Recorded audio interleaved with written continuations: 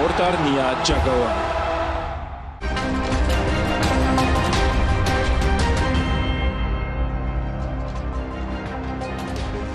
Warga Iran mengibarkan bendera Iran dan Palestina. Mereka merayakan gencatan senjata Iran Israel di ibu kota Teheran.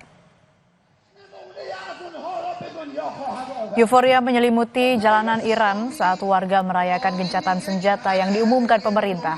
Aksi massa ini digelar sebagai bentuk dukungan terhadap pemerintah Iran sekaligus merayakan klaim kemenangan atas konflik bersenjata dengan Israel yang memanas dalam beberapa pekan terakhir.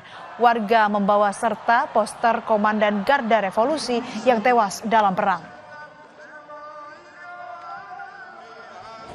Setelah gencatan senjata, Perdana Menteri Israel Benjamin Netanyahu mengklaim negaranya meraih kemenangan bersejarah. Ia menegaskan serangan Israel berhasil menghancurkan dua ancaman sekaligus, program nuklir Iran dan proyek 20.000 rudal balistik yang sedang dibangun Teheran. ב-12 הימים של מבצע עם כלבי השגנו ניצחון היסטורי, והניצחון הזה יעמוד לדורות. Presiden Amerika Serikat Donald Trump mengklaim jika serangan Amerika Serikat pada 3 situs nuklir di Iran turut berperan dalam mengakhiri perang antara Israel dan Iran. Sebelumnya pada Minggu dini hari, Amerika Serikat menyerang 3 fasilitas nuklir Iran yakni Fordo, Natanz, dan Isfahan. Trump bahkan mengklaim satu di antara situs nuklir Iran telah lenyap.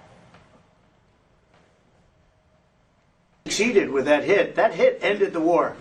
That hit ended the war.